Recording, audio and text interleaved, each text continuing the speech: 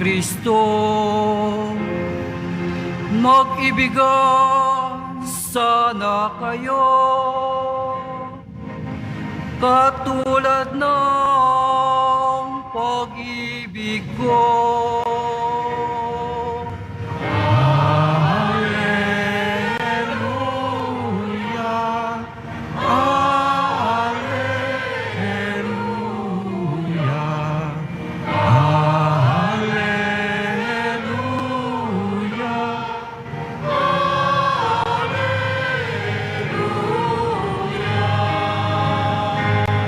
Sumainyo ang Panginoon. At sumaiyo rin. Ang mabuting balita ng Panginoon ayon kay San Mateo. Papuri sa iyo, Panginoon. Noong panahong iyon, lumapit si Pedro kay Jesus at nagtanong sa kanya, Panginoon, makailan kong patatawarin ang aking kapatid na paulit-ulit na nagkakasala sa akin? Makapito po ba? Sinagot siya ni Jesus, hindi ko sinasabing makapito, kundi 70 ulit pa nito. Sapagkat ang paghahari ng Diyos ay katulad nito. Ipinasya ng isang hari na pagbayarin ang kaniyang mga lingkod na may utang sa kaniya. Unang dinala sa kaniya ang may utang na 10 milyong piso. Dahil sa siya'y walang ibayad, iniutos ng hari na ipagbili siya, ang kaniyang asawa, mga anak, at lahat ng ari-arian upang makabayad. Nanikluhod ang taong ito sa harapan ng hari at nagmakaawa. Bigyan pa po ninyo kami ng panahon at babayaran ko sa inyo ang lahat. Naawa sa kanya ang hari, kaya ipinatawad ang kaniyang mga utang at pinayaon siya. Ngunit pagkaalis niya roon, ay nakatagpo niya ang isa sa kaniyang kapwa-lingkod na may utang na 500 piso sa kaniya. Sinunggaban niya ito at sinakal, sabay wika, magbayad ka ng utang mo. Nang lumuhod iyon at nagmakaawa sa kaniya, bigyan mo po ako ng panahon at babayaran kita. Ngunit hindi siya pumayag. Sa halip, ipinibilanggo niya ang kaniyang kapwa-lingkod hanggang sa ito'y makabayad. Nang makita ng kaniyang mga kapwa-lingkod ang nangyari, sila'y labis na nagdamdam. Pumunta sila sa hari at isinumbong ang nangyari. Kaya't ipinatawag siya ng hari. Ikaw, napakasama mo, sabi niya. Pinatawad kita sa utang mo sapagkat nagmakaawa ka sa akin.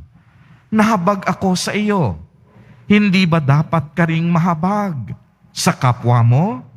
At sa galit ng hari, siya'y ipinabilanggo hanggang sa mabayaran niya ang kaniyang utang. Gayon din ang gagawin sa inyo ng aking amang nasa langit kung hindi ninyo patatawarin ang inyong kapatid. Ang mabuting balita ng Panginoon. Pinupuri ka namin, Panginoong Hesukristo. Magsiupo muna po ang lahat. Magandang tanghali po sa inyong lahat, mga kapatid kay Kristo. Sa lahat po ng ating mga taga-subaybay sa iba't ibang online platforms at sa lahat ng ating mga kadiboto sa iba't ibang panig ng Pilipinas at maging sa buong mundo kung saan tayo ay naaabot ngayon ng ating live streaming. Mapayapang tanghali din po sa inyong lahat. Purihin at dakilain natin ang ating Panginoon, ang mahal na poong Jesus Nazareno.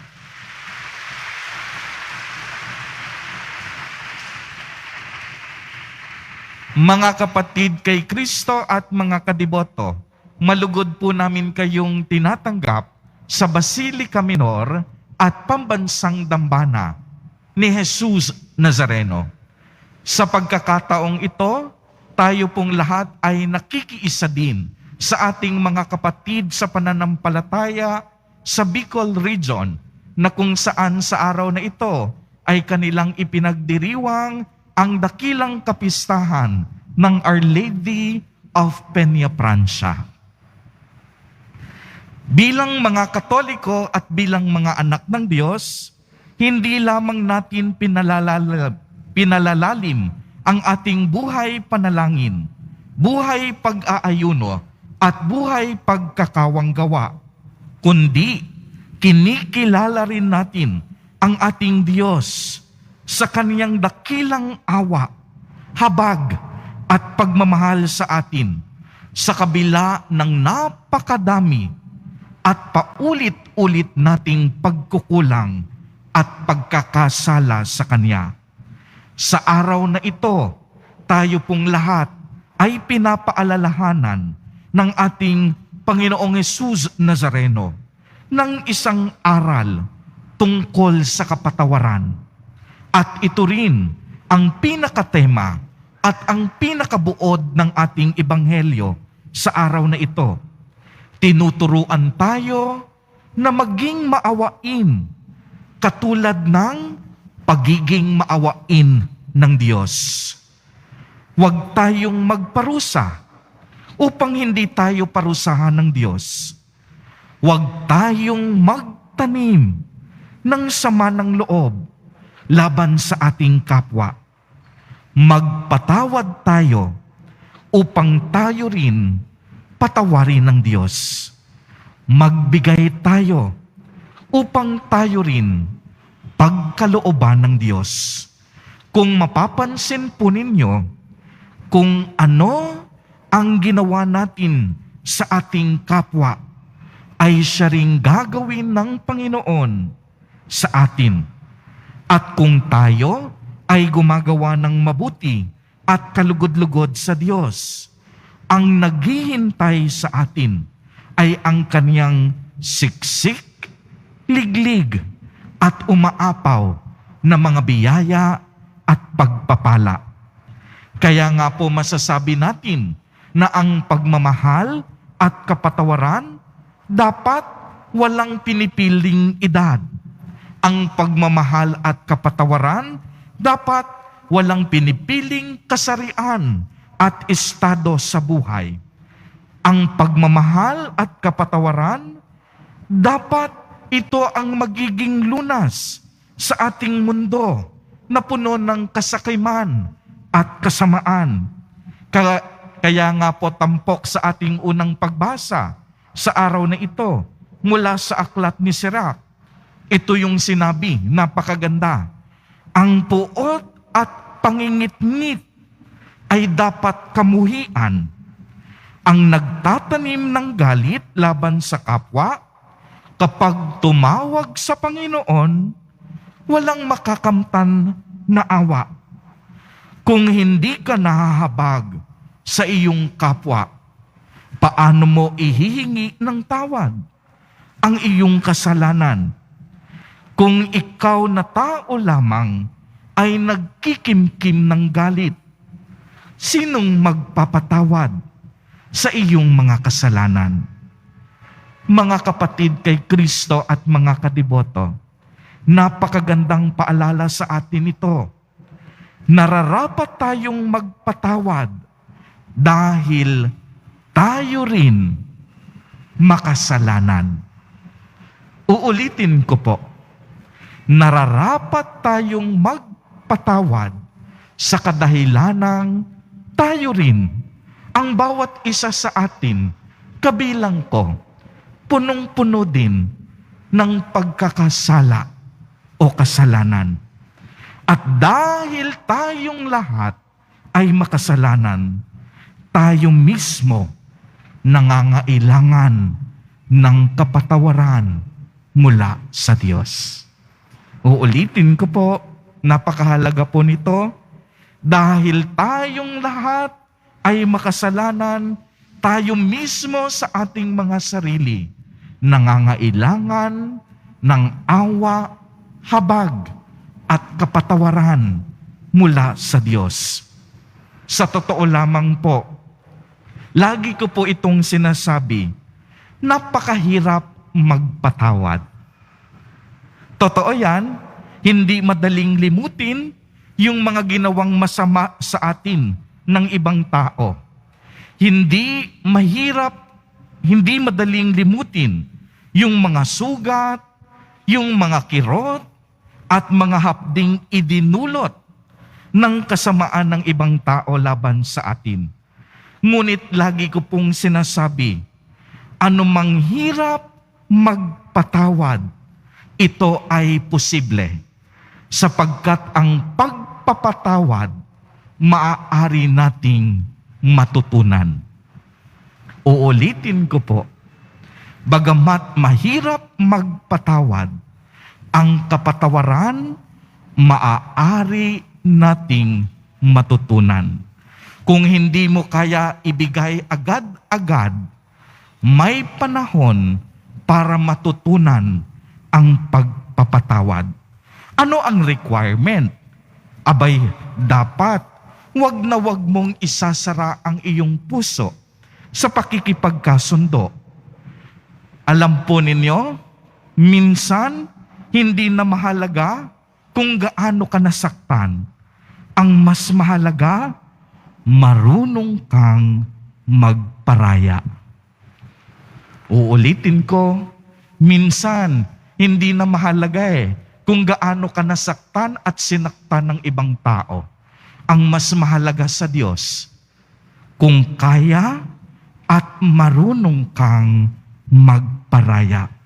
At ito ang kalugod-lugod sa Diyos, na dapat mayroong puwang ang pagbibigay ng kapatawaran at pagmamahal sa ating mga puso.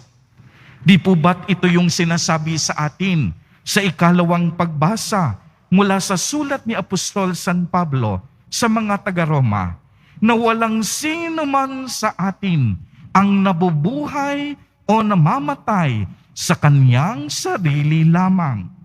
Kaya nga kung tayo ay nabubuhay, kanino tayo mabubuhay dapat? Dapat nabubuhay tayo sa Panginoon. At kung tayo ay mamamatay, dapat mamamatay din tayo sa ating Panginoon.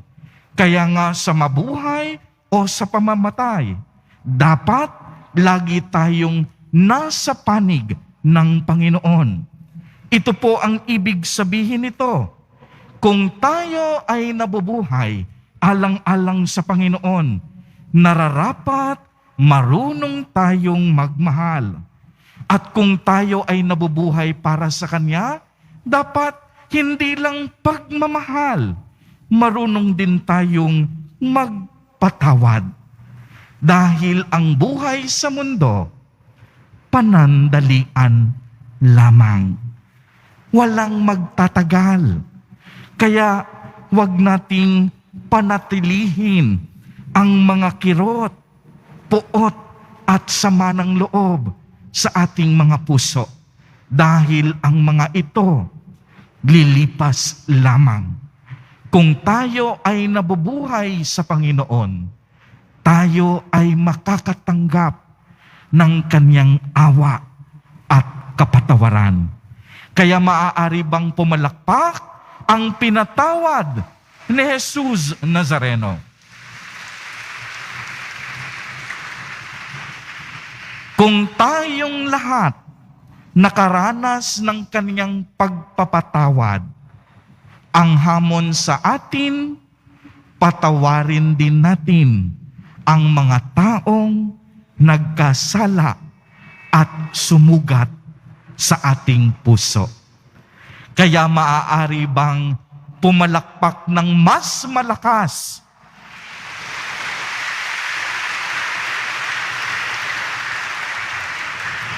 Ayan, napakalakas ng palakpak ninyo ha. Dapat yung palakpak na yan, marunong magpatawad sa mga taong nagkasala sa atin.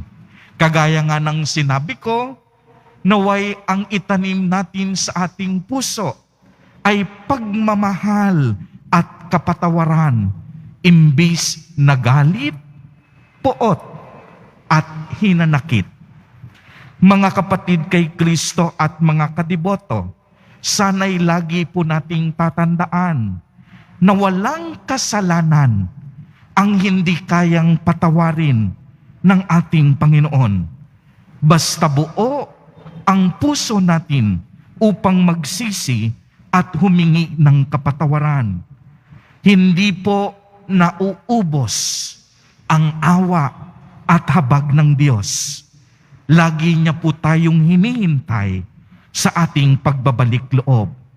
Ngunit, kung magiging matigas ang ating puso at hindi tayo susunod sa kanyang kalooban, masasayang ang biyaya niyang habag at awa para sa ating lahat. Amen. Purihin at dakilain natin ang ating Panginoon, ang mahal na poong Jesus Nazareno.